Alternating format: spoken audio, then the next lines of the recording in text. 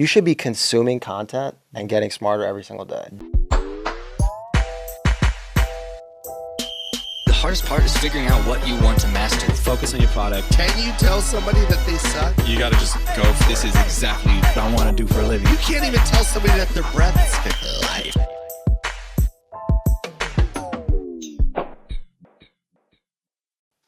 Okay, we're here.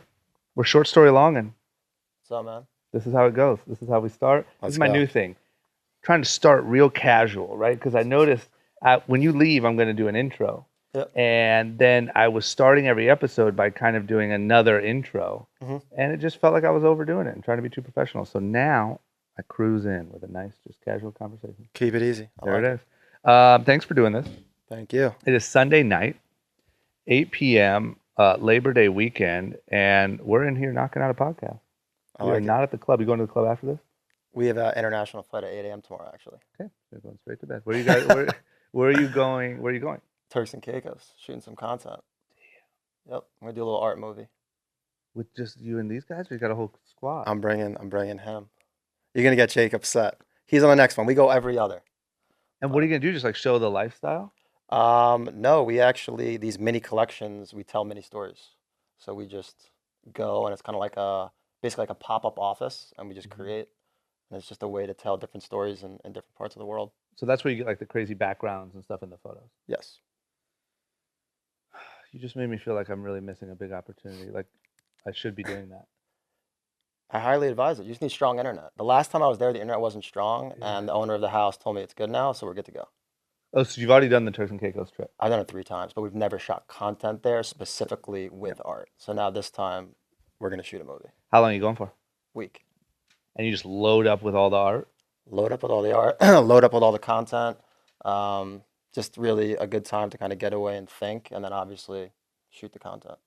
Damn it, that's cool. It's Well, good. let me just warn you that if in the next 6 months you see that I'm on some sort of extravagant vacation shooting content, you inspired it. There you go. I like it. Because I've always been on like I should just be doing that, but it's like it's always hard to justify until you do it and get the content back, and you're like, Yep. oh, that was worth it. Because you're selling a lifestyle. Yeah. There's no vacations. It's all. It's just. It's work. So Yeah. it's for us.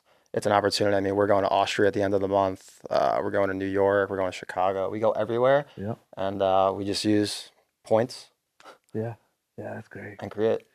So this is perfect timing, and I'm really thankful that you squeezed this in because there's all sorts of press and stuff that was popping up last week because you just got, am I correct, in an investment from both Gary Vee and Scooter Braun? Strategic partnership, correct? Strategic partnership, and obviously those guys are massive on social media, so it really hit the social media airwaves super heavy. And Gary Vee put out a really good statement about it and why he partnered up and why it made sense. Yep. But as you know, here on Short Story Long, I like to now rewind all the way back to where this all came from, right? Mhm. How you even got to this point, to this big week that you're having, getting ready to jump on a plane to Turks and Caicos. Where did this all? I mean, where'd you grow up? Let's start with that. Let's just say I ate a lot of shit before I got here. Did A you? lot. I'm excited to tell you. I haven't told anybody. They actually have not heard a lot of it, so I'm excited to tell you. This is great and perfect timing, man. Yep, perfect timing. Yep. So I'm a New York guy. Mhm. I grew up in New York. I grew up in Long Island. My dad, Brazilian, Wall Street guy his whole life. Uh-huh. Took the 611 train for 38 years. Uh-huh. Hard worker. Yeah. Mom, nice Jewish woman, speech pathologist, and then I had a sister who was a year older. Really, really supportive family. I'm super blessed. They always pushed me to do what I was passionate about in life, and I think kind of like my whole childhood was all revolved around soccer. It was Really? Okay, so let me ask you a few questions. What part of New York did you grow up in?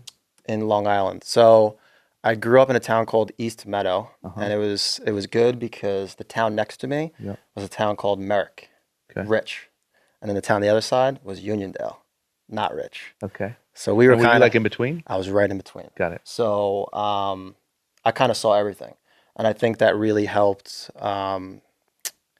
street smarts. Yeah. I think that's right from the start. I learned how to deal with different types of people. So Yep. it was perfect for me. I wouldn't have had it any other way. And was your dad gone a lot from working so damn hard? I hardly saw my dad. He'd leave early and he'd come home late. My mom is someone that literally is like, she's probably the most important person in my life. She's always told me just to believe in myself. Yeah. I didn't go to school on Fridays for a long part of my life because I'd be traveling for soccer.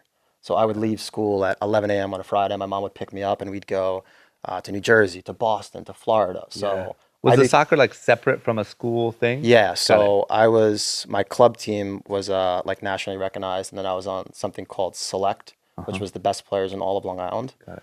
So literally, it was nonstop soccer, and it was just my whole entire life. Like I don't know how to ride a bike Still? I don't know how to ride a bike. Let's fucking teach you how to ride a bike, man. We'll go outside right after this. Oh man, a lot of people. Recorded a dope episode and got bike lessons. If I want to look really dumb, I'll go outside. But That you you're talking about content. Yeah. That is content. we should do that. Rode my first bike on Wilshire. Yeah, I was throughout my whole entire life. I've always been. It's ironic enough. I just saw content with Jay Shetty about how the concentration on put 80 to 90% into something you're good at, and then 10 to 20% of the other stuff. I am very good at a couple things, and everything else, I don't even pay attention. I'm outsourcing that. What are the things right now as an adult, what are the 2 or 3 things that you're so good at? I would say just biz development, marketing, and sales. I think now the thing that I've learned is when you look at a business, I've always think if you break down a business, all it is just a bunch of people doing a bunch of things. Yeah. Thus, the people are very important. So I think I've attracted a good team, and I think with a good team, a very important thing is incentivizing them and keeping them happy and excited to work. And through the years, I think I've been a part of companies and seen what I liked and didn't like, and I think leading humans and keeping them happy and making everybody love the environment is probably my biggest thing now. Like we come into the office and it's like these guys come in like dancing. Yeah. Like it is a joke that we're working. Yeah. That's It's great. That's That's what you want. How many people do you have working at the office? It's 4 of us. That's great. It's 4 of us, and then our digital team is outsourced, and then our production is outsourced. But it's 4 of us. It's me, my partner Jeff, who does the design, and then 2 19-year-olds. Yeah. That's incredible. And it's a live work. In New York? No, in downtown LA. Oh, you're here. I'm here, man. I live near Ah, Staples. shit. We got to hang out and ride bikes. Yeah. You could be there for that. It's gonna be probably. Yeah, I mean, once you learn, you're gonna be like, let's just go fucking ride bikes. Yeah. Let me ask you this: what are you bad at? What are you abnormally bad at? Abnormally bad at. I don't ever want to step foot in Home Depot ever. Yeah. I don't know how to build anything. I don't know how to change a tire. Yep. Terrible at geography. Yeah. I live and die by ways. Yeah. I mean, I don't even know, like, I don't even know, like, around where I grew up, I don't even know the geography over there. I just never paid attention to it. Yeah. What comes up? Does anything come up in your work like often that like, shit, this isn't for me? The design. Yep. For me, in the beginning, I always joke around with Jeff, my partner. I thought I had some good ideas, and we still to this day laugh. I'm just completely out of that now. Yeah. So like when we do deals and we're creating partnerships, I'll isolate the actual structure of the deal, the deliverables, and then once they talk designs, I leave. Yeah. And that goes strictly with Jeff. And so you don't ever try, like, you're not the dude that's in there like, well, what if hold on, I have an idea. What if we put the dollars here? Yeah, it's funny that they joke around about it. We bicker back and forth. At this point, it's just a joke. He'll just make fun of me. He'll be like, Yeah, that's great. I always fall in this one piece. It's called No Ceilings, and I'll always be like, "Oh, that was my piece," and it's like the 95th bestseller. So I have no legs to stand on. That's so for sure. good. I love when you get to that point. I feel like especially when you start a business, like, of course you want to be able to do everything, and when you're young, you don't want to admit that you're bad at anything. I did it early on with Young and Reckless, especially with design, right? But I think when you get to that point where you can joke about it and when it's time to like leave the room, it's just such a powerful thing to get to that point. But it takes maturity, and it takes really it takes more than you would think, Yeah. What I've learned is just, clarity and roles and strengths is so important. Yep. When you have someone that's not self-aware and they're doing things that they think they're good at and they're not, Yeah. it's just Terrible. it's a recipe for disaster. Yeah. We have just such narrow. Like when something comes in, it just goes to him, Yeah. goes to him, goes to him. Yeah. I think that we're at a really good place right now with that. That's great. Yep. Okay, so soccer was your absolute obsession. Obsession. You said that one thing that you said was that your parents like really helped kind of instill this mentality that you work with now into you. Like, what were some of those things that they did that you think like made you appreciate working hard and all of that? I mean, I think with my father, it was just straight up like, if you're making a 6:11 train every day, Yeah. you're waking up at 5:15 every single day. Yeah. Just no complaints, no nothing, busting his ass, making money for his family, and that, afforded me to, travel with soccer and play on these teams, all of these teams. I traveled to different countries. I was all over the place. So, my father, we don't have that much in common per se, but I just always look to him and just say he's a good man, and he just did everything to provide for his family. Yeah. There's that, and then there's my mom, who's like, my little cheerleader, and she's like texting me. She's believed in me since day one. Yeah. And I didn't have like a real win until like recently. Yeah. This is like my first like big win. Yeah. And she's been cheering the whole time. Oh, I love her to death. Yeah. She is a stereotypical Jewish mother. I don't know if I should say that, but No, that's that's what it perfectly is. fine. And that's like the perfect balance, I feel like. Yeah. You know what I mean? for sure. Like obviously there's a million different ways you can kind of formulate that, but I think like a dad that leads by example in that aspect and then a mom that's like fully there for you. 100%. Like that's a really good formula, you know? Yep. So then obviously I'm guessing that at that age your only focus was soccer and in your mind you were going to be a professional soccer player, right? I actually wasn't really sure what I was going to be. It was a very weird dynamic because I was on these really good club teams, and then for school, the coach didn't like me, and I never really performed. And it was my junior year going into my senior year. This was like kind of like the first, moment in my life I'll always remember. Yeah. It's I was part of these other teams, so I knew all the good people in the circuit. They all knew me, Yeah. and they had players to watch. It was like a week after my junior year ended. Yeah. And I wasn't on it. Really? And there was players on it that I knew I was better than. There was players on my own team that were on it that I knew were better than. Yeah. They were like my friends. And I will for always remember that day. I was sitting at the kitchen table with my mom, and that day, it just switched. Yeah. And I went ape shit. I just started training that day. And then that year, all county, we were the best team that our school had ever had. The whole entire school got behind us. Yeah. And it was that year that I just said to myself, wow, like if I put my mind to something, I can achieve anything I want. Yeah. And it was, I operate off when people don't think that I can do it. I'm like a chip on the shoulder type guy. Yeah, it's true, man. But you want to know, let me tell you something that's like, I'm the same way because I was the little brother. My brother was always better than me and everything and much smarter. And so I think that a lot of my success is from that sort of mentality. But I've been trying to figure out how to like get better. Because don't you feel like that can get unhealthy? And you can always be like working out of like, I'm going to smash your face in. Do you ever feel that? Do you ever have to balance that or no? I mean, I'm sure people the same with you are always like, hey, have better work-life balance. Yeah. But it's like, we love what we're doing, so Yeah. it's not like that. And like, I'm self-motivated, but if something can motivate me more, Yeah. bring it on. I want more. Yeah. Piss me off. Yeah. Because I will I am so competitive that like, and I've noticed it in all of the greats. Like at Scooter, that's the one big thing with him, is that when someone tells him he can't do something, he goes nuts and then he performs. So for me, I think everybody works differently. Yeah. And for me, I love competition and I love when people doubt me. Yeah. Yeah, me too. I've been trying to find that like that way of still motivating even when or not even working out of making sure that you're not working out of like a negative place or like still getting motivated even when you don't have that or those are some of the things at this age that I've figured out I need to make sure that I balance out a little bit. You know what I mean? Yeah. If you always have a target on someone's back, you're always, looking for the next person that could be the target, right? So it's like the best motivator, but I've just been trying to balance it a little bit. It's tough. For me, one big thing is, with this business, I'm in a position now where I'm more tied to the numbers. Yeah. So we have, KPIs that we have to try to hit. So for me, obviously there's outside forces, there's internal forces, but for me, it's, leading people and just making sure they hit the numbers. Yeah. And that's like, I just follow the numbers now, Yeah. which is another big thing. So That's great.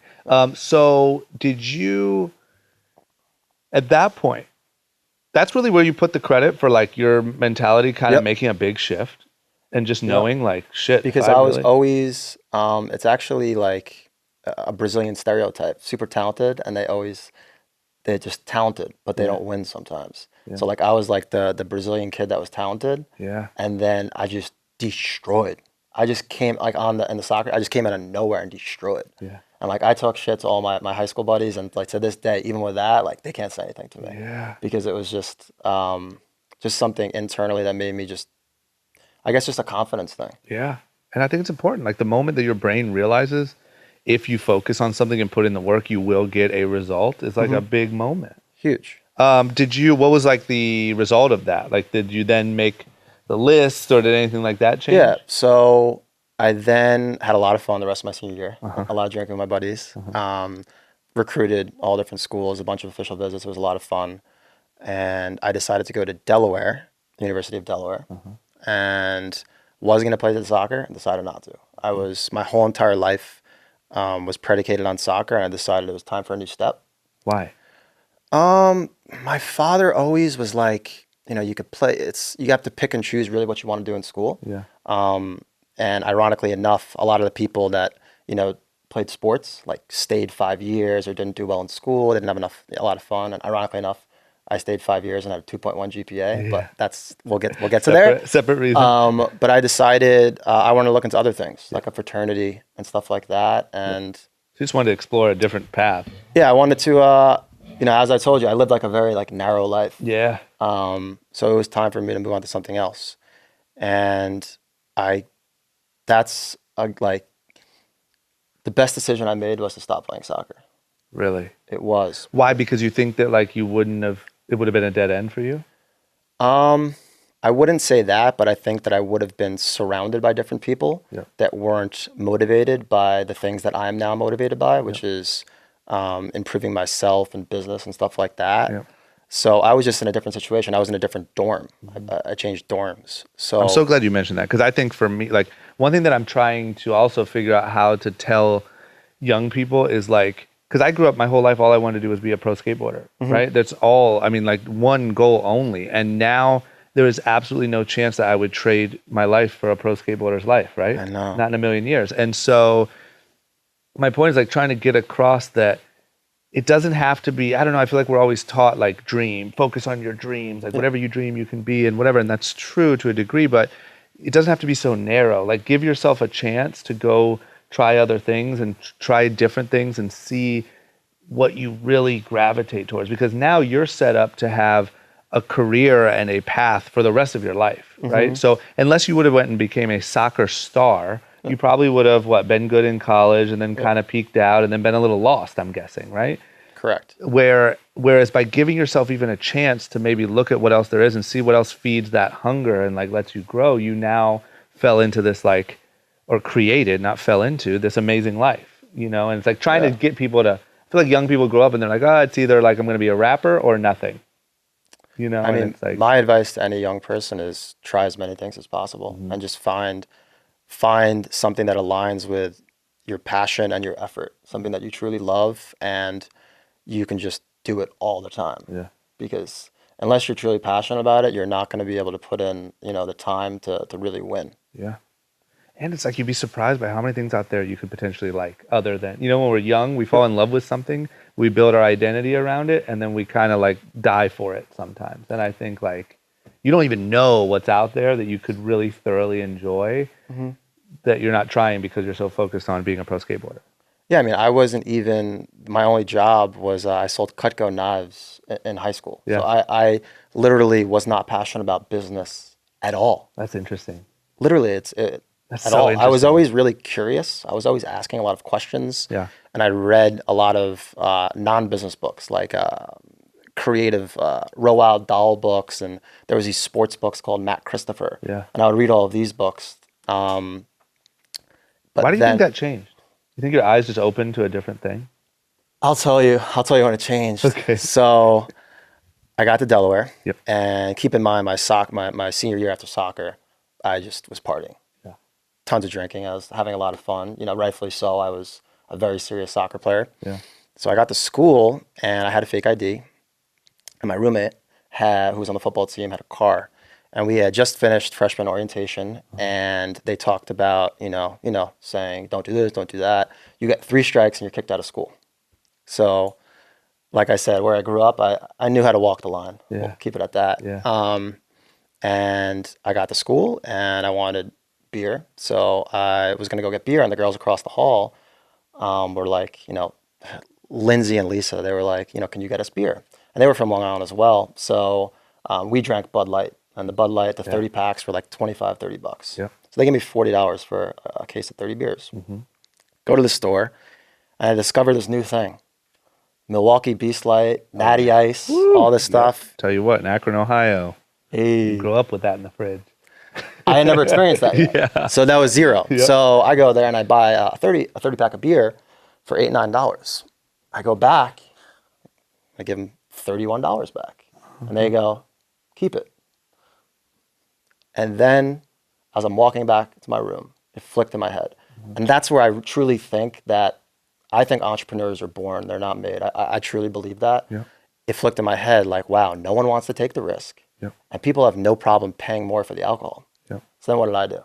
I said, I don't give a shit if I get 1 strike. I went to the people next to them, I got them beer. And next to them, and next to them, I got the whole floor. I got the 2nd floor. I got the 3rd floor. So then I became the liquor guy. Yeah.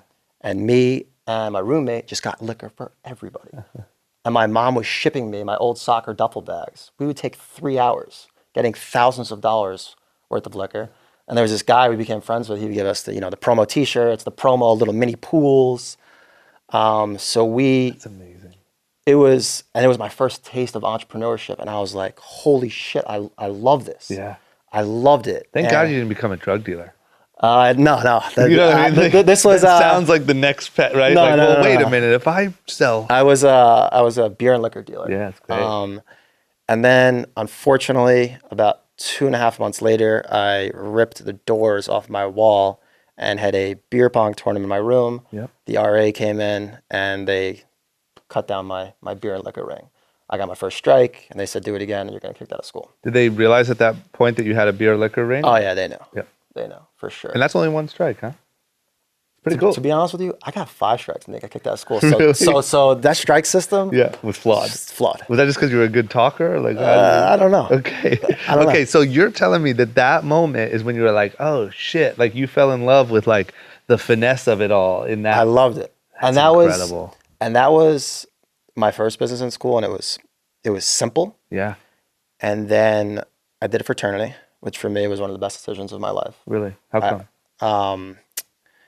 You learn how to manage humans. I was a social chair and a pledge master, which I basically ran my own business. Yeah. And then my fraternity was really good dudes that are very smart, all East Coast guys. On our web series, I just went and visited my former president of my fraternity. His company does 18 million a year. Like, if I need production help in China, I got a guy. If I need a lawyer, I got a guy. If I need an accountant, I got a guy. If I need a guy to check my numbers, I have a Wall Street guy. Yeah. So it's just And that's all from college. all from college. Yeah. That is the one thing. Like I kind of get a lot of shit because I bash college a lot on here. But I will say the one thing that I do not discount is the people skills that you learn and the social skills and the sort of like how all that works, right? If you have social skills, Yeah. do not go to school. I actually don't think you should go to Yeah. college. Agreed. But I think even at that point, like you should go travel or something, right? Like put yourself in some weird positions to learn how to deal with all different types of personalities and like be in a jam. And you know what I mean? Like it's something about that thing that you learn where it's like after high school and living with your parents and having a safety net, you go into like almost social practice and you have to be self-sufficient and get yourself in and out of trouble and you know what I mean, deal with building groups and what social activities are going to be involved in and still have to show up on time just like you would for work one day. That sort of thing is undeniably important, but I just think I think some of it can be learned from traveling, from just diving into different situations. What about just working for good people? Yeah. Like I look back and my, biggest regret is like, man, imagine like rewind 15 years ago, like I would email you and tell you I'll work for you for free. I'll mop the floors. Tell me everything you know. Yeah. And that's what, for me, I have younger people in my organization, and like I love and pride myself in sharing all my knowledge with them. Yeah. We'll be in a meeting, they're going to ask me after this, why'd you say that? Yep. And for me, that's like, I love that. Yeah. And, whenever I have kids, I'm literally going to contact my 10 smartest friends, and I'm going to say, son, you're going to go Yeah. sweep the floors, make $0, and you're Yeah. going to love it, and you're going to learn every single thing off him. And A lot cheaper than college. You know what I mean? ridiculous. Just spend like a year interning for all your college buddies. yeah, You probably learn much more. especially if you do 5 years. There you go. I should pay back my dad for that one. So then where do you go from your alcohol ring getting busted? Now you have this new taste for entrepreneurship. Where do we go from there? What's the rest? What were you going to college for? So first I went for finance because my father was from Wall Street. Yep. And one of my best friends, who I actually now work with, his name's Will Dean. He had a company, and we lived together in a fraternity house. And I would remember going downstairs, and I'm doing Excel, and he's just so excited about his business. Yeah. And I just called my dad, and I was like, Dad, do you care if I change to marketing and entrepreneurship? And he's like, do what you want, son. I got your back. So I was really blessed to have that. And I did learn a little from classes, but it really was when I became social chair of my fraternity, kind of working off that first little alcohol business, Yeah. I started doing parties. And it was a very simple equation. I saw fraternities and sororities, putting together mixers and such. And the equation was so simple. There was the buses, and then there was the venue. So what I did is I just literally would just sell tickets for like $20. And we'd go from Delaware to Philadelphia, or Delaware to Delaware. And I would give them free bus transportation. They get an hour of open bar. And then I would get a cut of the bar. And these buses were like $300. And I would negotiate, hey, if I get 2 buses, 3 buses, 5 buses, cut the rate. And I just started doing these parties. And it was literally, I was having $8,000 tabs, just getting everyone drunk. And they wouldn't charge me for that. And just getting a cut of the bar. And it where were you was- going? Like to clubs? Yeah, it's like little hole in the wall, like piece of shit Got it. places, to be honest Got with you. In Delaware, because Delaware really did not have that many options. Yeah. There was a couple places on Main Street, and then we went to Philadelphia as well, and I did that for a bit. And then my last thing in school was at the local university store. All of the Delaware shirts were very plain. It was just blue and yellow. It had the hen on it. And my fraternity brother was doing screen printing of T-shirts for all of the fraternities and sororities. He was making a lot of money. He had a good vendor. So I just made a Delaware T-shirt, and it was in like neon colors. The L was the shape of Delaware. Yeah. And I put it in the store. And my buddy was the assistant of Travie McCoy of Gym Class Heroes. And he had a concert. And then ironically enough, Tyga used to roll with him. Tyga was like 13 years old, 14 years old maybe. And I launched it. I threw a huge party with Tyga, Travie McCoy in the house with his T-shirt. And that helped me through my senior year. And that started in like the clothing. Yeah. So then I started understanding what screen printing is, digital printing, what are minimums. Yeah. Very simple, mundane stuff. Yeah. But I was like, I got a little taste of it. It's so funny that like it sounds like a lot of your, once again, correct me if I'm bashing college again, but like a lot of your entrepreneurship lessons came from like what you did outside of school at college. Oh, there was classes that I never went to the whole semester. Yeah. I did absolutely terrible. I was down to my last class to pass. It was like a running joke. Like I was like the guy that sat in the back. Yeah. But everyone knew me as like the guy that was like doing other stuff, so it was respectable. Yeah. That's funny. It's crazy. So then did that lead to anything, or did that kind of fall off after college? They were never real companies. Yeah. They were all like cash companies. I had never learned, up until then, I didn't know what like an LLC was. Yeah. I didn't know what go to GoDaddy and buy a domain was. I didn't know any of that yet. So I still was an amateur in like that world, but from a street sense, Yeah. I became savvy. And it had to make you pretty damn cool too, right? Like were you cool as shit in college? Yeah, This is like the guy throwing the events with Tyga at him and like selling shirts. Like seems like you'd kill I it. was a different guy then, though, man. I like didn't go to the gym. It was just a different. Yeah. I look back and yeah, I mean, I guess, Yeah. but Just saying, it sounds like a pretty cool like setup to It be was- that dude as like a junior, senior in college. Like, pretty good setup. yeah, I mean, good in high school, good in college, and then the next couple, then the next years were a little rough. Yeah. So, well, tell me about it. What Yeah. happened? Where do you go after you're lined up once again? This crazy appetite for entrepreneurship, but like obviously need to kind of graduate into something more legit or long term or Yeah. whatever. Where did that go? So at that point, I thought the natural move, entrepreneurship wasn't like it is now. You know, this was 10 years ago. So I thought to get a real job. So I moved home, and my buddy who I mentioned before, Will Dean, was living in California. He was working for an energy efficient lighting company. I don't know if you remember, like 10 years ago, this was booming, heavy. Remember when like the energy efficient wave was going on? I do. So he's like, That was what, when I was 22-ish? yeah, 21? exactly. Right after, okay. And he was living in California. And keep in mind, I had never been to California. Yeah. So California was this different. The Holy Grail. This was, no one I knew lived there. This Yeah. was completely different. So I was like, California. He's like, we need someone in our company that's LEED certified. It's called Leadership in Energy and Environmental Design. And keep in mind, I sucked at school. I never did well in class. And he's like, dude, if you become certified, you can come work for the company. So then I was like, you know what? Let me test myself. I know this is like another thing that I sucked at, like Yeah. irrigation systems and all this stuff. Yeah. So I was like, you know what? Let me try and do it. I want to move to California. So I study, I fail. And you have to take the test. You have to wait 2 months every time. So How's that process work? Like, how long do you study, and then can you just go in and take it like a no, driver's you need test? to. You have to wait 2 months. So I study and I fail.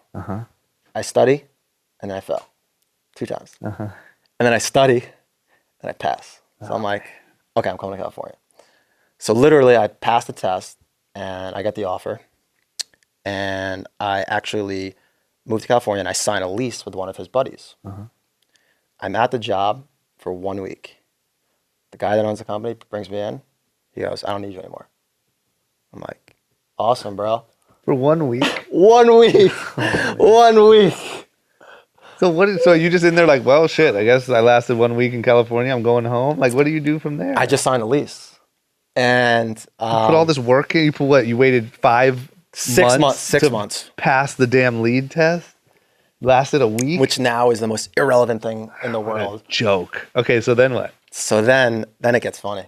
So then I'm looking for a job. And I have technically no like real like background, you know? Yeah. So I work for this company that's like home remodeling, and they sell like energy efficient lighting and windows.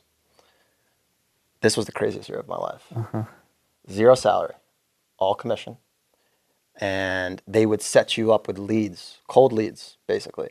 And you would knock on the door, and then you'd have to sell them $30,000 worth of energy efficient lighting and coating.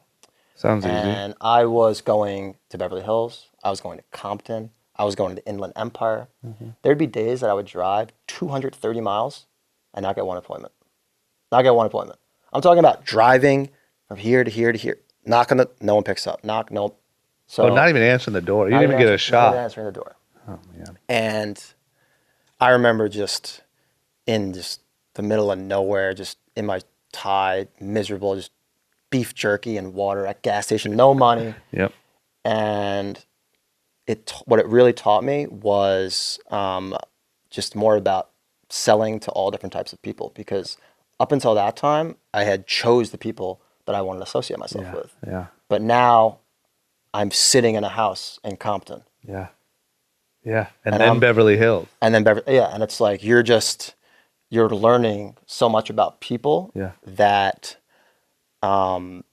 that kind of gave me my real core of like systematic sales. They taught me form, family, occupation, recreation, money. It's like how you like size someone up. And it was like, it was very like corporate sales. And there was months I'd make no money. And there was the next month I'd make a lot of money. And Yeah. it was, But it was all on you.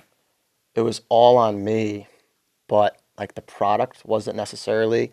I mean, it was good, but it wasn't amazing. Yeah. But See, that's such a that's another thing that I wish or at least my children one day when I have them, like, have to go through. Because there's something about being in that uncomfortable of a situation every Yes. day and having to sell someone something, especially if you don't even think it's really the best product, and being immersed in living rooms of vastly different types of people and being able to talk to them and sell them and something like that. Education you get from that is like, I'm guessing, never done it, but like nothing else. I wish I even had a picture Yeah. of every human that I pitched. Yeah. Because it was just absolutely ridiculous. Yeah. And I I'm can just, imagine. I'm staying for dinner with these, like, I'm just sitting on the couch and schmoozing with these families. I'm like, sometimes I would stay for 8 hours. Really? Because they would teach you that, after the 6th hour, your likelihood of closing ups 40% because Yeah, because they're tired. They're like, all right, we'll buy it. Just leave. and then there was times we'd stay all day and then not make a sale. Yeah, that's good. I just feel like that strengthening of that period has to be super valuable. Yeah, I mean, I look at that and, I'm just so emotionless now with business. Like, it's just, I've been in just the shittiest places, man. Yeah. That, like, I was at the lowest of all lows. Like, any other human would have, I don't even know what they would have done. Yeah. Like, getting rejected time after time after time. And I just think that, I think that's kind of like the core of who I am as a human now. Did you build any like special tools during that time of like how to deal with that level of rejection? No. I really just Battled through. just battled through and just really started to become emotionless. Like, when anything happens in my business now that, anything, it is what it is. How do we fix the problem? Yeah. Because that's what it is. But it seems to make you appreciate, because I saw a video of you calling all your customers, or like calling your customers and saying, hey, you're my 500th blah, blah, blah customer. I just really wanted to say thank you. I love that. Yeah. I mean, that has to, maybe it made you like extra pumped when you actually are selling a product that you believe in and somebody actually engages, right?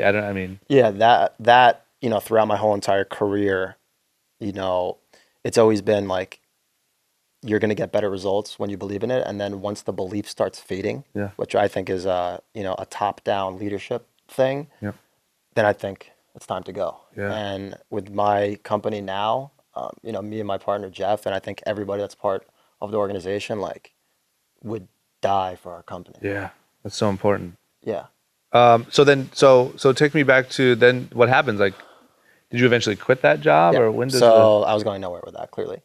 So shit, I mean. So it was a year, and I had an idea that I wanted to start this company. It was called the World DJ League. Yeah. And I wanted to brand DJing as a sport. So the DJs were the players, the management companies were the teams, the venues were the stadiums. I had this grandiose idea. And how old are you? Are you like 24, 25? No, like 23. Okay. 23-ish. Got it. And I had this idea. I told it to an East Coast friend of mine, a fraternity brother, introduced me to a guy from music. He loved the idea. We partnered up. I moved back to the East Coast. This kid was come from a very wealthy background, so I would go to his house every day, and we worked on this idea for probably 8-9 months, and it was It was very technology based, so there was a lot of loopholes, and we had to raise a lot of money. Yeah. And through his contacts at the time, we got an LOI for some money, and he goes away one weekend, and he dies. The kid? Yeah, my partner dies. How? To this day, it's not disclosed. I have an idea of what it is, but he dies. So Jesus. it was 9 months of just working on this project, and we weren't making any money. And this was after everything in California. And he dies, and it was tough on me, clearly. Yeah. It was my first real big death and someone that I was close to. And I just realized that there was a lot of things that had to be done with skills I didn't have. I started becoming a little self-aware then that I shouldn't be doing this. Yeah. So I then started a company called Cage Hero, which was a mixed martial arts clothing company. And this was when I was probably 25. Okay. With my childhood buddy and we sponsored. I don't know if you're an MMA guy, like Little guys bit. like Daniel Cormier, Luke Rockhold, Chuck Liddell. Yep. Is this when like Affliction, all those brands were huge? Exactly. Okay. That's exactly what it is. Yep. So that actually leads into what comes next. So that's Perfect. when it was the burst. Yeah. It was when MMA was cool. Companies were paying an insane amount of money to Yeah. slap the logo on stuff, and it was good. You know, we did a couple $100,000. I learned more about a little bit about like retail, wholesale, MSRP, all that stuff, and then the whole Strikeforce UFC thing happened. UFC did a luxury tax. That whole market dried up. So all those brands we were talking about, Yep. all faded. Yep. So what we did is we pivoted the company to an IP. It was it's all like characters, and we actually had a graphic novel in all doors, Barnes and Noble. Wow. Got options. First it was a comic book, then I got option to a graphic novel, and this was like 7-8 years ago. Yep. And it's just kind of like an IP sitting there. Yeah. And ironically enough, it's like just popping back up now in some talks. Really? Yeah, it's with my childhood friends, so it's like our like way of like reconnecting. Yeah, that's cool. So there was that, and then What ended up happening with that? Just kind of fizzled out, or? we stopped. I mean, we just now there's this no burn rate. It Yep. just stopped Yep. because there was no market. Everything was based off sponsoring fighters. Yep. And now, as you know, like the Reebok sponsors all the fighters. So through that, this is crazy for you because you're a clothing guy. Yeah. I was at Magic, the last year of Magic, before Agenda came on the scene. And I met these two guys who were sales reps for Tap Out and then for me, for Cage Hero. And they told me about this idea to create a luxury hat brand. And, you know, this was kind of like when Stance came out, the luxury sock line, and, you know, everything. You know, first there was like Lee and Levi's jeans in the luxury category. Yeah. And there was no real luxury hats. Like Just Don wasn't out yet. So it was a great concept. Yeah. And they're like, you know, Cage Hero was kind of fizzling out, moving to an IP. They're like, well, you know, we'd love for you to work with us. And they lived in California. And I was still in New York. How'd you go? How'd you go back to New York? Did you go back to New York? I was in New York for the DJ League, and I was in New York for Cage Hero. Oh, you moved back for I that. moved back. I Okay, moved got back. it. So I was living in the city. Got it. And these guys were like, you know, we need to raise money, so let's wrap my uncle's RV with the company and let's tour the U.S. And this was, I don't know, probably like 26, Yeah. 27. Yeah. So we did 35 states in 4 months, 175 retailers. This, I will forever be grateful to Brian and Corey for this. This was my MBA in retail. Yeah. So I learned, I mean, before then I didn't know, like consignment, net 30, net 60, you know, why is a brand here, you know, the floor space, what is a buyer, Yeah. you know, politics behind stuff. You know, if you go in a market and you go to the second best store, you're never getting in the first best store. Yeah. You know, what's, you know, the mid-market, you know, I didn't even know what like Zoomies and Tillies and Packs, I didn't even know about that yet. Yeah, that's my world. I know, that's your world, man, that's your world. So, And so that's where you really got that experience, was just from driving around. So you packed up this RV with product, yes. So and there then you was, wrapped it in the stuff, and you went to retailers. we had all of our salesman samples. It was us three. We'd had to take 20-second showers. So we were living on this RV. Yeah. God bless Walmart. It's the only place that you can legally park RVs. Really? Yes. That's a fact? Fact. At all Walmart? Fact. Thank God for Walmart, Walmart. was the go-to spot. Wow. Gotta be Good for careful them. though. Walmart's and dicey. Certain dicey. Walmart parking lots are not very friendly. There's some dicey situations. Man, So that's incredible. we raised money Yeah. while on tour. And I had a girlfriend at the time, and we raised money, and the girl was like, a little shaky. Yeah. So I was like, fuck it, I'm out. So July 2nd, right before July 4th of like 2014-ish, Okay. I moved to Newport Beach with 3 girls, and How'd you pull that off? by accident, and started working for Mellon. Got it. And it was right before this time where 2 big things happened. One, I met my business partner, Jeff Cole. Your current. My current business partner, Yep. Jeff Cole. And I will never forget it. I was in an NYU dorm. It was 8 a.m. I was laying with this girl, and she goes, I need to introduce you to this guy, Jeff Cole. He's a designer. And for the next couple of years, me and Jeff talked every day on Gmail chat, but I'd only met one time. So Jeff was like my designer Yeah. for a while. And what were you just throwing back and forth ideas, or was he designing for the hat company? Designer for the hat company. Got it. Got it. So So the idea of maybe going off and starting a business hadn't even came up yet. not at all. So there was the hat company, and Jeff, he was still living in Chicago. Yep. And I knew from the start that this kid is from another planet. I'm like confused why other people didn't see it. Yeah. But I knew right away, his work ethic is second to none. He works faster than everybody. He can solve any problem, and he's just wildly creative. Yeah. And I trust him with my life. He's my brother. So Jeff was kind of in the mix. And then we were with the hat company. And with the hat company, one of the last stops in Boston, I was at a store called Laced. And there was a picture of Pusha T on the wall. And I was like, wow, that's a cool picture. Who did this? And they're like, oh, this kid, TJ Bransfield. His name is Timmy Sneaks. He's an artist now. Long story short, I became friends with this kid. And he's like, I want you to manage me to sell art. He had never sold art before. I gave a piece to Rob Kardashian. He posted on Instagram. Sold a piece for $1,000 a week later. And let me just ask you this: how did you build like a relationship with someone like Rob Kardashian at that time? My partner in the hat company, Yeah. Victory. Uncle Vic. Uncle Vic. Love Victory. Uncle Victory. So he hooked it up. He hooked it up. I've known Vic since 2014. He's my guy. Good old Vic. Good old Vic. Thanks, Vic. I don't know if you'll listen to this, but thank you, man. He will listen to this. I'll send him this out. I love you, Victory. Victory Bells. Love you, baby. And just for the listeners, so you know, Victory's like not only my friend, I really didn't even realize there was a connection, but also my bowling buddy. He's part of the bowling squad. There you go. Our weekly bowling crew. $1 million curls. Those curls are amazing. There you go, man. So got it. So then you plugged Rob Kardashian with that. He posted it. This guy, you said sold $1,000 piece? He sold $1,000 piece. And keep in mind, this is going back to like me slanging t-shirt days. Yeah. I had no clue about art. Yeah. So I'm managing this guy. Who, So you said, yeah, you said, fuck it, why not? fuck it, let's go. Yeah. So now I'm working for the hat company. Jeff's involved with the hat company, Cole, my partner now. And then I'm managing this kid, Timmy. And Timmy starts gradually 1,000, 2,000, 5,000. You know, Kevin Hart, Scott Disick, D'Angelo Russell, Jordan Clarkson, Meghan Trainor. I'm just leveraging every contact I know, everyone. Yeah. I just go boom, boom, boom, boom, boom. And I start building these systems, and I'm like, wow, there's a big market for this. Yeah. And then as I'm managing him, I realized that like 95% of the inquiries were people that couldn't afford art.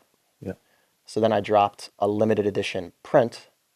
It was limited time, so I didn't limit my upsell to the amount I could sell. So it was available for 48 hours. Yeah. We made a lot of money. So I was like, wow, And this is all off Instagram? all off Instagram. And so that's from, sorry for, I just want to make sure I follow right. That's from leveraging your relationships to have these celebrities and stuff post. Yep. And then you just built a following. And now all of a sudden you're able to sell Yep. and do these sort of programs just with your own fan base. Zero email list, zero nothing, all Instagram. Yeah. So Timmy started taking off, and I'm with Melon, and I noticed there's a huge hole in the market. And at that time, I started acquiring big Instagram accounts on my own. So I had these big accounts that I would post, and I would leverage, I would barter. And You mean, okay, sorry, because I don't know, just so that I follow that world properly, you would I actually own- buy the account. yeah, so I own one big Instagram account, and then I leverage posts on that for posts on other channels. Yeah. And that was the genesis for IKONICK, which I'll get into. Got it. So Timmy's taking off. I'm with Melon, and as you can tell, I don't ride bikes. I didn't know about Zoomies. The hat company was doing well, but we were going like the Zoomies route. Yep. I was the CMO of the company. I mean, let's call a spade a spade. It was not authentic when Mark from New York is trying to sell into Zoomies. Yeah, got it. So- You don't skateboard by chance, do you? I don't know how to skateboard. Okay. I have no We'll idea. learn that too. That'll be, Yeah. that's expert level. Yeah. I knew Tony Hawk. That was all I knew. There you go. So I was like, guys, love you guys, but this is probably not for me. Yeah. So then it was the last stop before it gets really fun. So then this was, I guess, like 2.5 years ago, 2.5, 3 years ago. We're part of the hat company. Jeff, my partner Cole, moves to the West Coast. We become roommates. So then me and Jeff really start to bond. Yeah. And I really start to see, firsthand how talented this guy is. Is he still at Mellon or no? No. Okay. We're all out of Melon. This Got is it. a couple of years ago. So then we get approached from a former NBA player to get involved with an NBA licensed betting company like Blankets. Yep. So the last company I had a little bit of equity in. I didn't necessarily believe in the vision. This company I got a little bit more equity in. Jeff had a little bit of equity in it, and it was kind of just us three. And at that point, I became obsessed. It had already been a couple of years with me being obsessed with learning. So I was reading every single book you can imagine, all the Jim Collins books. I studied all of Jay Abraham's marketing tech, just insane amounts of reading. Yeah, I'm with you. Yeah, obsessed. Obsessed. I just want to get smarter. So, I've seen a couple of these companies. I've had a little success. I've failed. I've seen not agreed with how people did stuff. So I thought, hey, this is the one. It wasn't the one. How long did it take you to figure out it wasn't the one? Probably like a year. And why? Just it wasn't clicking? I'd rather not say. Yep. I'd rather not say. Yep. But our office was actually our current office. So it's an office, and it's me and Jeff live in the office, and then it was the other guy that was part of the company. And it was late 2016, and I had owned these big social accounts. So Jeff was like, we should sell some of this art because we had talked about that hole in the market that I saw with Timmy. Yeah. Timmy was like, Timmy's taking off. Yeah. So I was like, yeah, let's fuck around and drop ship some art. So we started doing it. Zero spend, making $1,000 a month, 2,000. Black Friday of 2016, we did a blowout sale. We made like 15 grand. We're like, oh, cool, whatever. And you're just posting them on the accounts you own? Yep. And were those accounts like motivational accounts or? Yeah, I didn't own them, but then the ones that I would barter were those. Yep, got it. So like account like a Millionaire Mentor. Yep. It was like a big account for us. Perfect. So then is a day that I'll never forget. February 27th, 2017. We went from Squarespace to Shopify, and we're like, let's put some money behind some ads. And keep in mind, this is me and Jeff working super early mornings and then at night. But it wasn't really anything yet. It was like a couple $1,000s. We did that and we started doing ads. Month one, 6 figures. Month one? Month one. Jesus. And drama. I didn't know anything about ads. Yeah. And were you doing them yourself? No, we had a guy. So it was me, Jeff, and a guy. And then month one, it blew up. So then we had his 16-year-old brother. We were paying him $25 to process all the orders because me and Jeff literally would take shifts at 1 a.m, 2 a.m, just processing all the orders because we didn't have a reliable production yet. So we were literally putting in the art file and we were buying it off the site. Yeah. So was it a thing where like you could make the art, upload it, and they would send you like a canvas? Those type thing? like that type of site Yeah. is where we were doing our stuff. Got it. So we were just putting our art file. Yeah. But we were doing it, and we got it down to, I think it was 3 minutes and 40. It was a running game. At 3 minutes and 45 seconds was the quickest that we could do it. Yeah. It was just it was me, Jeff, and his younger brother. It was the funniest thing ever. Yeah. And what I saw right away was this digital marketing thing is really real. This, we don't have to deal. It was crazy. We would get a sale, and then the money would go in the bank. Yeah. And think about the world we come from. Yeah. Consignment, Yeah. terms, buybacks. Yep. What is that? Yeah. I hate you forever. Absolutely. That's the beautiful thing about this direct-to-consumer world. You know what I mean? Especially greatest. that type of stuff. Yeah. So what type of targeting worked well for you? Like targeting those sort of entrepreneur motivational account type Yes. thing? All entrepreneurs. And that was just Instagram at that point, or Facebook marketing too? It was just organic Instagram, and then we did paid. It was Instagram and Facebook. Yep. And we did really good month one. And then the second it came in, like when you have like that first day where, even a day when you have 5,000 or 10,000, Yeah. we had never experienced this. Of course. So me and Jeff were we were like, holy fuck, this is the crazy. And we would literally go all night. We'd wake up and the other guy would come into the office for the other company. Yeah. And we would almost. Ah, shit. So you were still, that's why you were working all night, because you were still technically at that company. So we did a lot of money. Yeah. Part-time. Yeah. Good for you. And it was literally when he closed that door and left, then ape shit. Yeah. Ape shit. I just picture you guys fake packing up. All right, we'll see you tomorrow. Have a good, be safe. And then he's gone. Yeah. It was just ape shit. Yeah. Go and get the coffee, and we just went nuts. And it was then that me and Jeff were just sitting there, and I was like, man, like this is the one. Yeah. Because it was like a beautiful blend of like what he's good at, what I'm good at, and you know, it was just a perfect marriage. Yeah. So then it was like every single day after work, it's like, yo, man, when are we gonna take the jump? Yeah. And it was literally every single day, and I was like, and he was like a little bit more conservative than me. I'm like a little nuts. Yeah. So I was like, man, it's time to go. Uh-huh.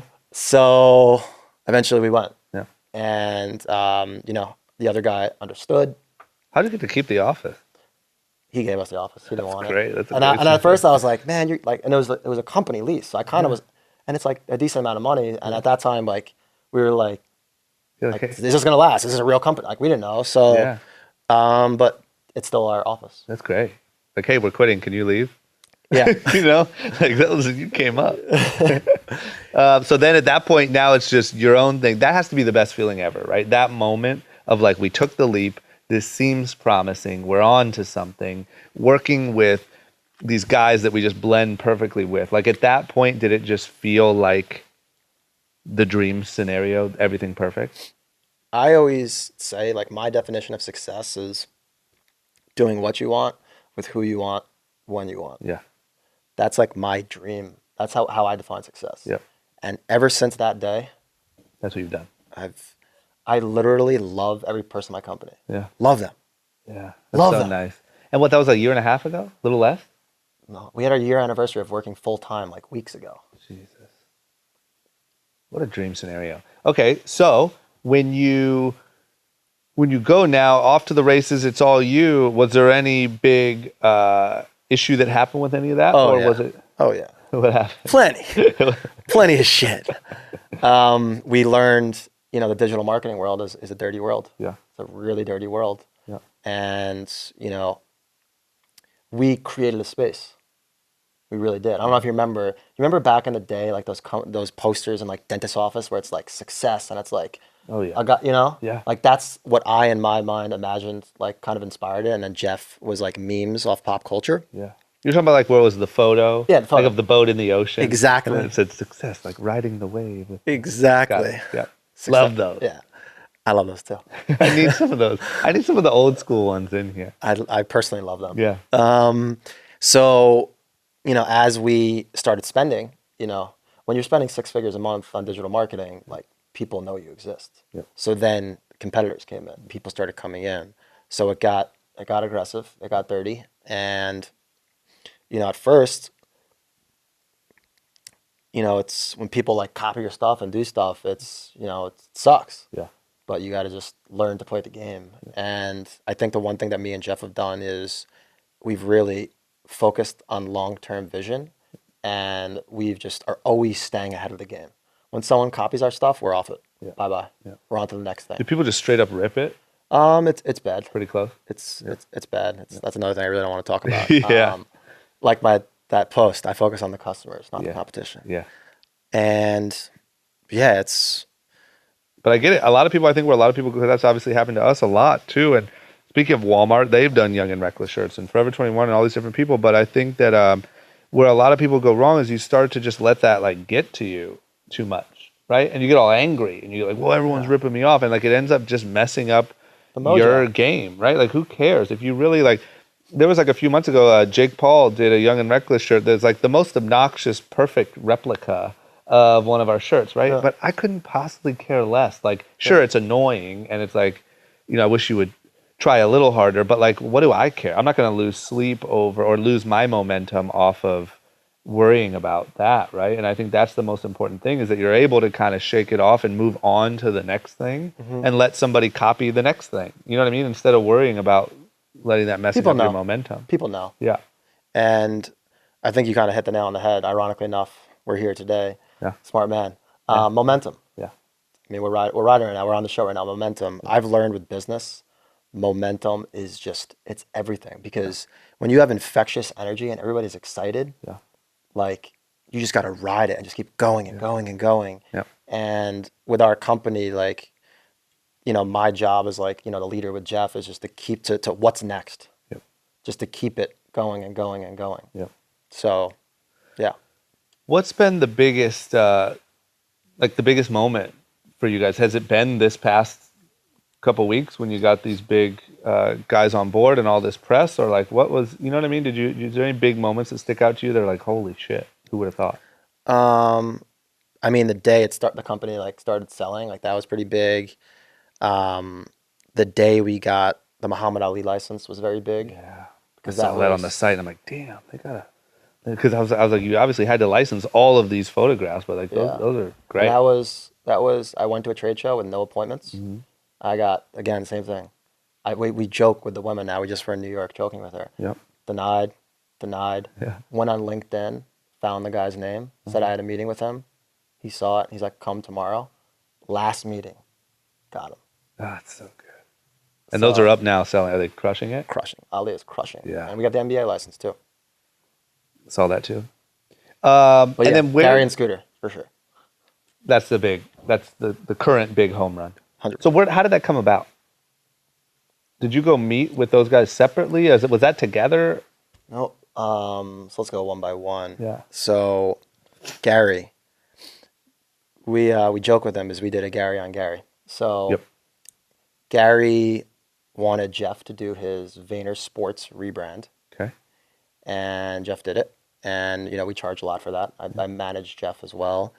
And they asked how much. I said nothing. Under the notion that we were going to ask for something later. Yeah. Smart. For sure. Yeah. So my guy, Justin Giagrande from Vayner, he was like our guy. And 6 months later, I emailed him. I was like, Justin, we are Gary Vee disciples. We watch all Gary Vee stuff. Here's our revenue the last 6 months. I want a meeting with him. Screenshot this and send it to him. 5 minutes later, Justin texts me the screenshot of his Gary conversation, set up the meeting. Week later, we get a meeting. Listen how savage Gary is. A 15-minute meeting. A 15-minute meeting at the Beverly Hills Hotel, 5:30 to 5:45. That's how busy this man is. 15-minute meeting. That turned into way longer.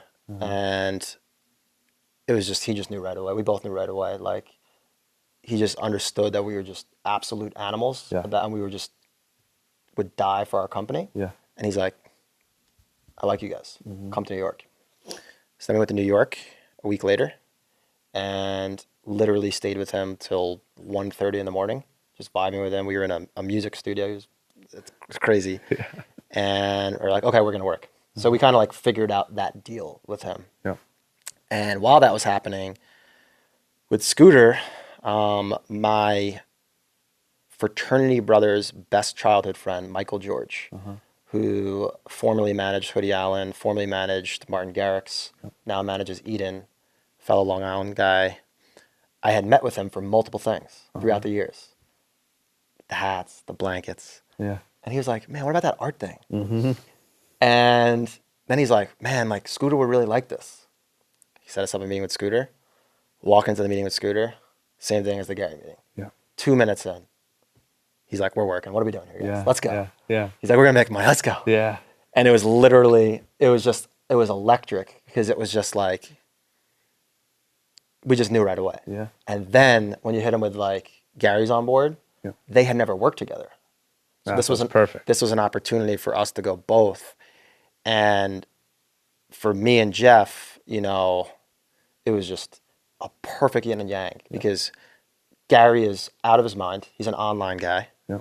Scooter is a little bit more reserved. He's an offline guy. Yeah. And it was just perfect. Yeah. Them as just as humans, as family men, they're involved in a lot of things. I could go to Gary every time we meet Gary. Like, there's not many people that I know I could like really go to with stuff, and like he's giving me really good answers. Yeah. He's giving me solutions. Yeah. He's good at that. He's really good at that. He's really good at like actionable, like do this. Yeah, and You know what I mean?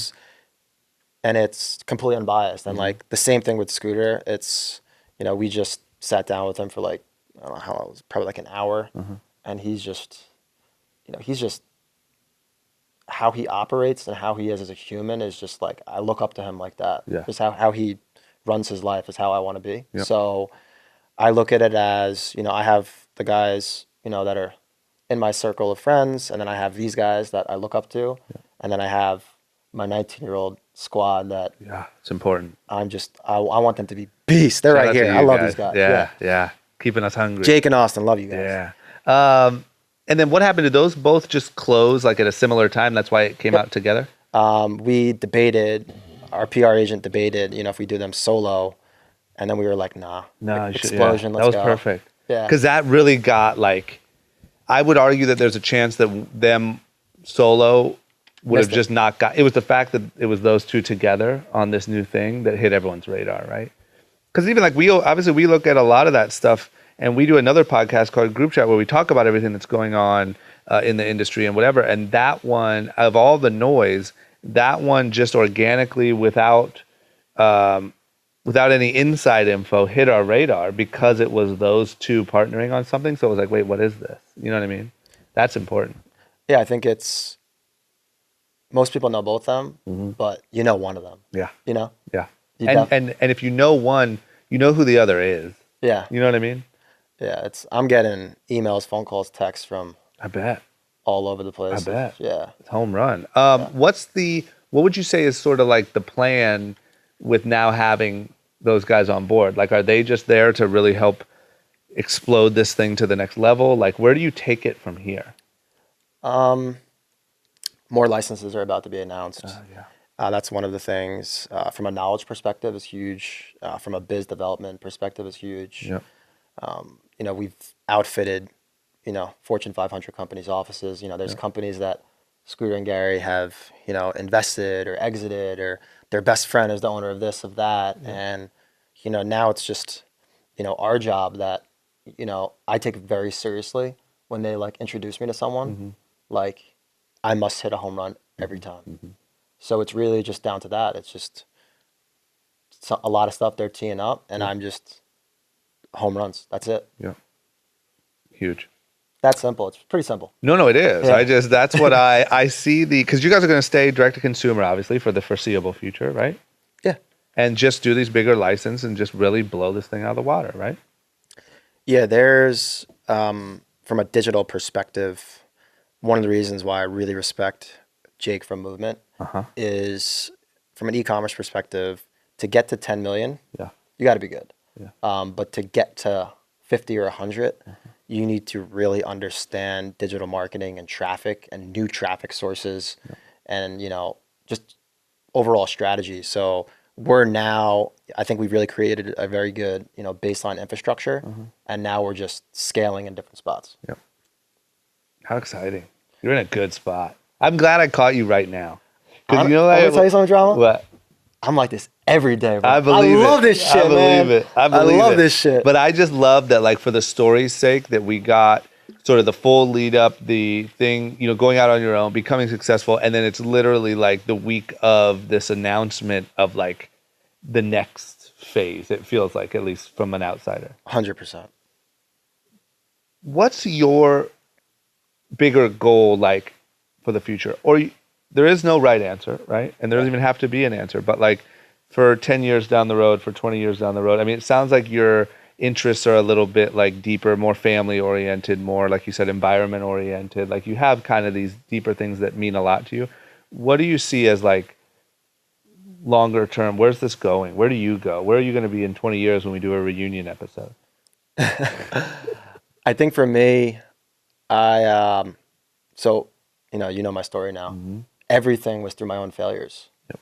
And, I kind of harp back on like my team. Like I love teaching them, and I'm watching them get smarter. Yep. And that really makes me so happy that, I think that, I'm going to be with IKONICK for a long time. As long as, we're passionate about what we do, I don't see a reason why we're going to stop. Yep.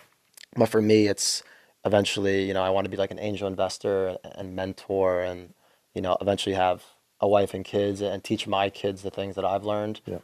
I just love when I see a situation and I'm like, I made a mistake there, and like, I'm not going to do that. And then I could tell someone like, yo, man, this is what I did. Like, don't do it that way. Yeah. And there's nothing more right than me telling you, like, I made that mistake. Do not do that. Yeah. And I think that's what, I just now, like you saw, like just got in front of the camera. I'm starting to speak. Yeah. And like, I'm always going to need this. Like, I always want to have a business, but I am passionate about like teaching. Yeah. And we talked about it a little bit before we started recording, but has shifting to like being on camera and that stuff been difficult for you? Because when I scan the page, like you look pretty comfortable. You look like you do a really good job at it. Has it been uncomfortable to make that transition, or So uncomfortable. really? So uncomfortable. I hate it. What's the worst part? Like you just feel awkward on camera, or what? Yeah, I mean, I've walked around the block with my guys, Yeah. and like we literally, they'd be like, "We need a sound bit for the intro," and like Yeah. I'm just like walking around like, and then like they're doing the sound bit for the intro. Yeah, it's just it's completely different. I'm not used to seeing myself. I'm not used to. We're on camera right now. I'm not used to it. We're on 7 cameras. Yeah, we're on. Yeah, exactly. We have Tyler's leaning over and taking photos. We got 3 here. What do you think that it's an absolute must for someone like you in your position to create content? Yeah, like I do. Yeah. I think it's kind of like the thing with Gary. Like, this shit is so real. You can't tell me this isn't real. Like, we are on this all day, every day. It's Sunday, and I don't know what time. It's 9 o'clock, 10 o'clock. We have an international flight at 8 a.m. Yep. So for me, I just like, it also keeps me accountable. Yeah. Yeah. I'm always, so it keeps me accountable on That's multiple true. levels. That's true. know, When you were like, we were vlogging, I did a little vlog off with my partner. I'm trying to do it more often, but the point is, when you start vlogging your days, you start realizing what you're actually doing. You know what I mean? So it's easy to be like, shit, I sat at my desk all day today and I ate lunch. Yeah. And that's not good. You know what I mean? Like I would almost urge everyone to start vlogging simply because it holds you accountable for what you're actually doing. You know? I agree. And I mean, content and social media is everything. And what I've learned is, authenticity is the most important thing for sure. Yeah. And if you're your true authentic self, I can almost guarantee that there is some pocket in the world that wants to see, hear, or do like what you're doing. Yeah. So it's really just like, my mom hates that I curse. But I told her, I'm like, that's just what it is. That's who I am. I can't stop this. Yeah. Like, this is how I dress. This is who I am. Yeah, So yeah. I'm just, again, my guys, they just tell me just like, Mark, just like, be you. So you're definitely getting who I am in front of camera. Yeah, I can see that. That shows from a mile away. I think, especially for people like me, it's easy to spot that. And just from looking at your stuff quickly, like it's easy to see that it's super authentic. And I agree. I think everyone, like, where a lot of people are going wrong is they're trying. Now everyone's an influencer. You know what I mean? And everyone, a lot of people have a decent following, and so everyone's trying to figure out how to be the biggest and how to appeal to everyone. And I just think that's wrong long term. I think that like you have to figure out how to be the most honest, the most transparent, the most authentic, and that's how you're really going to build an audience that actually wants to engage in whatever you're doing or whatever you're selling. You know what I mean? For someone to take the time and engage and watch your content with all the options in this world, Yeah. I think you need a somewhat narrow focus. Yeah. And it's got to be like, there's for sure people that do not like me. Yeah. But for sure. it's but it's it's got to everyone. be, it's just got to be one or the other. And I think that if you're you, people are going to love it or they're going to hate it. Yeah. That's great. Last question. This is the big one. Hey. We just entered the short story long time machine. We are traveling back to high school. Oof. And I'm going to pinpoint an actual moment. We're traveling back to high school and we're in your house and you just saw that you're not on the soccer players to watch list. Yeah. And now 32-year-old version of yourself gets to pop up behind your shoulder and give you one little word of wisdom or something to kind of help out and say, hey man, here you go. What do you say to young Mark? Read more. Yeah, that's good. I love reading. That easy, huh? It's free. Yeah. And it's like, people don't understand that. It's out there. Like, you should be consuming content and getting smarter every single day. It's that. And then the other thing I said, like, my kids, like, they might work for you for free. Yeah. I want Hey, send them over. Yeah. Like, Gary, working for Scooter, working for Tom Bilyeu. Yeah. Like, and they will sweep the floors. Yeah. Like, how I told you, like, I didn't really start until, like, I don't know, like young 20s. Yeah. Again, I have 19-year-old employees that they're on beast mode right now. Yep. And they're 19. And it's scary to think when they're 25 where they're going to be. Yeah. So just be smarter. I'll tell you, just be smarter. I'll tell you what, man, there's like this generation of young people. I don't think it's just because I'm getting older, but I always try to watch that.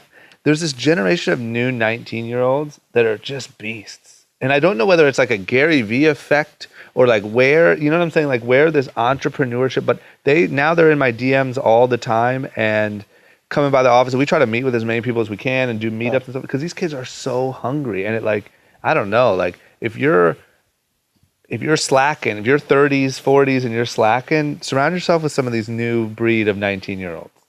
They'll get you going. I'm always going to want to keep a balance of the younger, the same age, and the older. I think that's important to keep that balance. Okay, I have to end with this too. Give me 3 books everyone should read. 22 Immutable Laws of Marketing, for sure. Jim Collins, Good to Great. Yep. And then a really underrated guy where you can just find his stuff on the internet is Jay Abraham. He's the master of taking marketing concepts from random industries and then meshing them together. Yeah. Brilliant. And he's very under the radar. That's great. I've never read any of it. Oh, you're going to like him. Great. He's going to be good.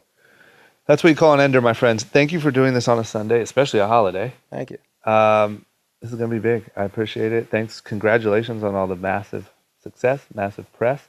And I can't wait to just keep watching it because I can tell that this is just the beginning of like these big announcements. So Appreciate it, man. congrats, Thank you. brother. Thank you. My man. Hey.